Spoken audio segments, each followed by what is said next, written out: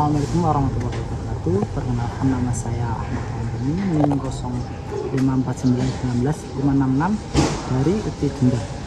Sekarang saya berada di UD Makmur Sejahtera yang berada di Kecamatan Iwan, Kabupaten Jember.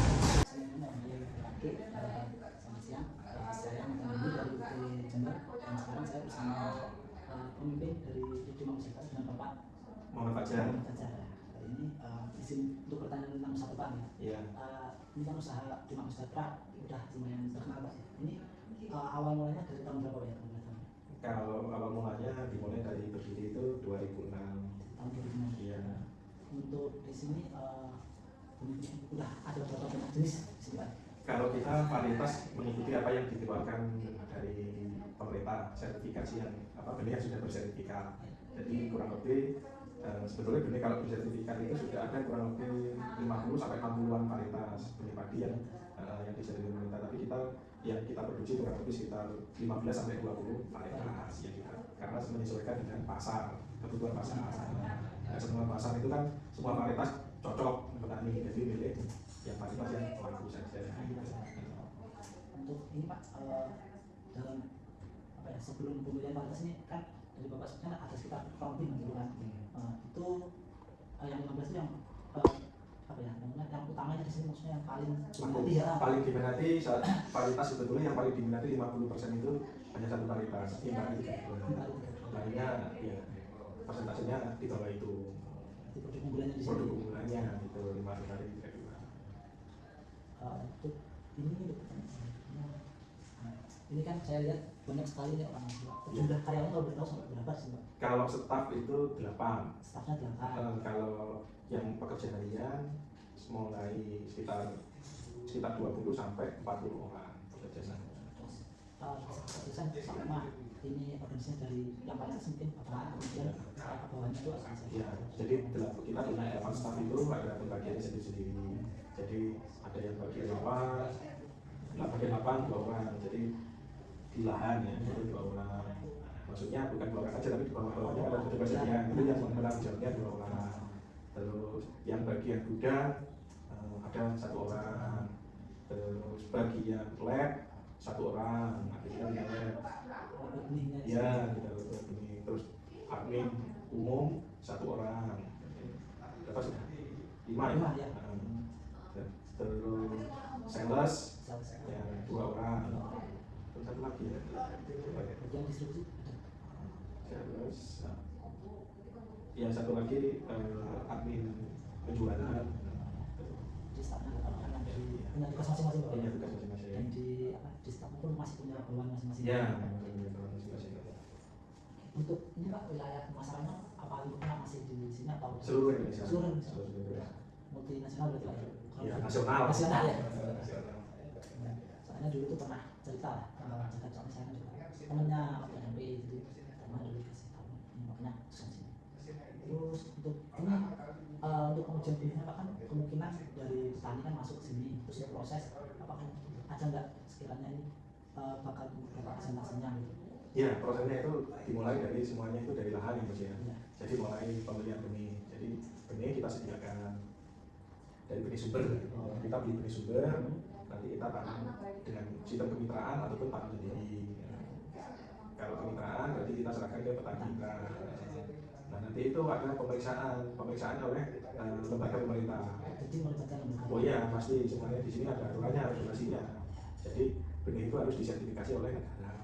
Pemeriksaan di lahan itu sendiri ada 4 kali. Jadi ada yang namanya pendahuluan. Pendahuluan artinya negara mengetahui ditanam di lahan di mana posisinya, petaninya siapa, luasnya berapa, varietas yang ditanam apa. Gitu. Jadi kita harus mengajukan permohonan, dan pemeriksaannya itu namanya pemeriksaan pendahuluan. Terus yang kedua ada namanya pemeriksaan vegetatif. Vegetatif itu setelah ditanam itu, jadi kita tumbuh enggak yang kita tanam gitu, sudah perkembangannya baik atau enggak. Itu kurang lebih di usia 30 sampai 40 hari vegetatif setelah pindah tanam. Terus yang ketiga ada namanya pemeriksaan berbunga. Pemeriksaan berbunga atau vegetatif di usia kurang lebih 65 sampai 70-an, 75 atau 80. Berbunga artinya hitungannya tanamannya sudah berbunga 80%. Jadi sudah waktunya diperiksa atau enggak. Diperiksa itu selain memeriksa kesehatan tanaman juga memeriksa varietas lain. Jadi jangan sampai kita nanam 32 keluar varietas yang baik, kayak varietas Jira atau apapun. Jadi kalau di luar yang ditanam itu ada namanya, sebelum diperiksa ada namanya seleksi atau row growing. Jadi kita menyuruh karyawan kita untuk mengambil benih yang nggak sama gitu, dicabut. Yang ketiga pemeriksaan masa. Masa juga memastikan bahwa tidak ada varietas lain juga dan tidak ada terserang hama ataupun kubu. Itulah boleh kita panen. Ya panen seperti biasa dipanen, ya kebersihan alat-alat panennya harus tidak boleh tercampur, terus kebersihan saatnya, terus kebersihan semuanya, alat produksinya termasuk kendaraan harus sampai ke sini tuh jangan sampai ada padi lain yang tercampur. Iya bersih, terus juga nggak boleh nginep. Kalau sampai nginep benihnya juga makannya juga nggak bagus. Jadi satu hari itu diusahakan harus selesai. Harus selesai gitu kan. Kalau nggak selesai berarti ya yang sudah terpanen itu harus ke sini gitu. Berarti salah satu kritikannya di situ. Ya kritikannya di situ. Jangan sampai padinya hilang. Kalau dia sampai benar tuh penurunan kualitas atau? Iya pasti warnanya nanti jadi hitam. Kalau hitam kan otomatis secara visual petani nggak suka. Gitu. Berarti metodenya nggak sama kayak orang panen padi di iya gitu. Kalau habis di sini kalau apa sih ya? Ya dijemur. Penggembungannya berapa lama atau itu? Ada kadar air tertentu, jadi ada standar kadar airnya yang sudah diatur oleh peraturan negara Permentan sudah ada. Jadi standarnya itu kurang lebih maksimal 13% gitu, nggak boleh melewati dari 13%. Karena padi kan ada namanya masa dormansi.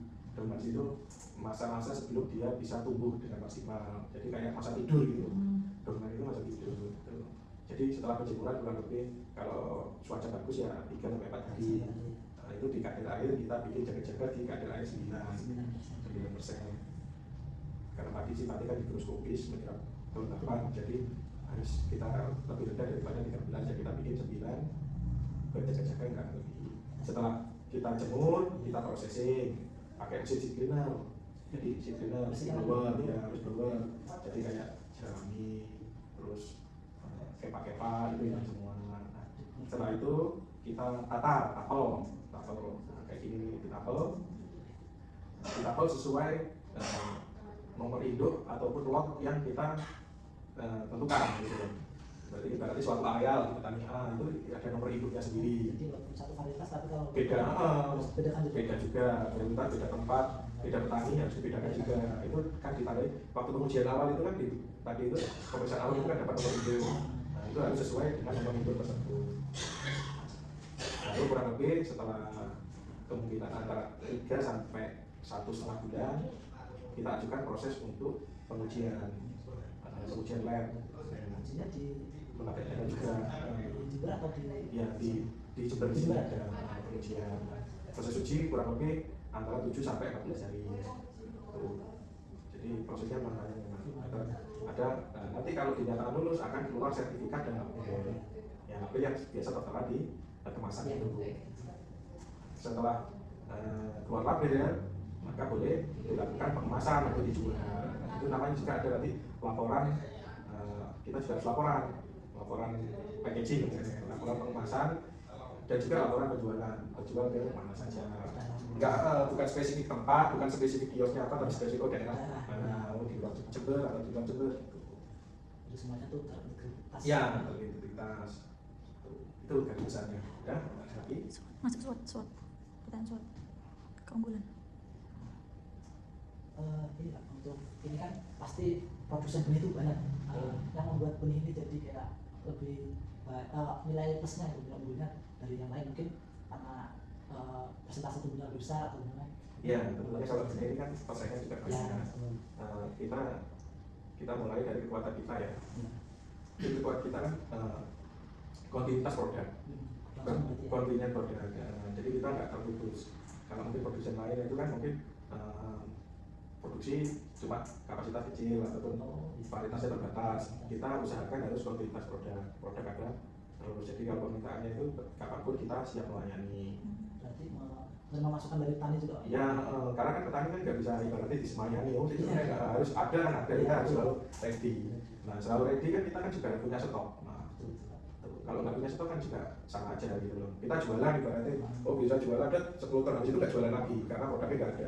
Nah tentunya kayak gitu itu kuantitas produk itu butuh upaya yang konsisten ya. Proses tadi kan panjang. Iya, panjang prosesnya. Prosesnya untuk satu varietas, belum bermacam varietas. Nah, satu varietas itu pun bisa beda tempat, bisa beda petani, beda waktu. Itu kan tantangannya lumayan. Berarti Bapak bisa menjawab dengan semua itu. Terus kedua kecepatan pelayanan.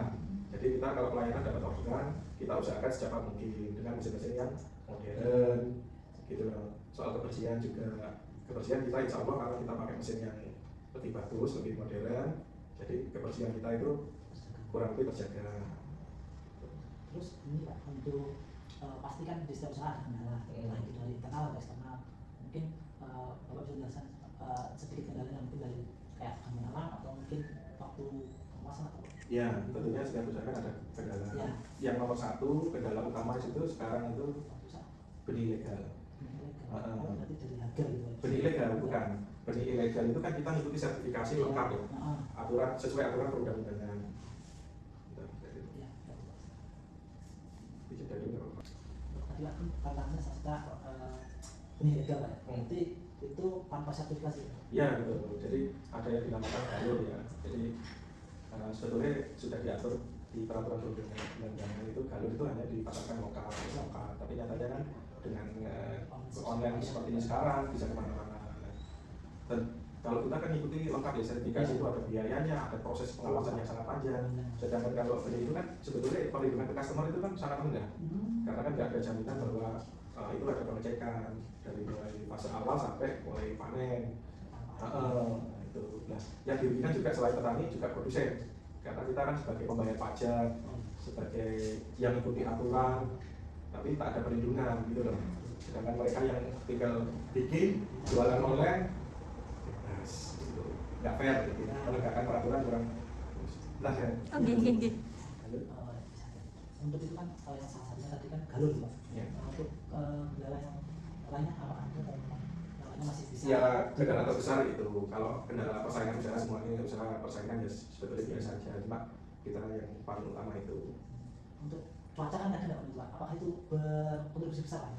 Ya tentu saja, tapi kan kita sudah ibaratnya itu kan sudah alam ya, yang penting kita prepare gitu. Ya antisipasi sudah bisa diprediksi lah itu. Gagal panen atau apa itu masih kita bisa ini lah tanggulangi gitu. Untuk pendataan cukup singkat.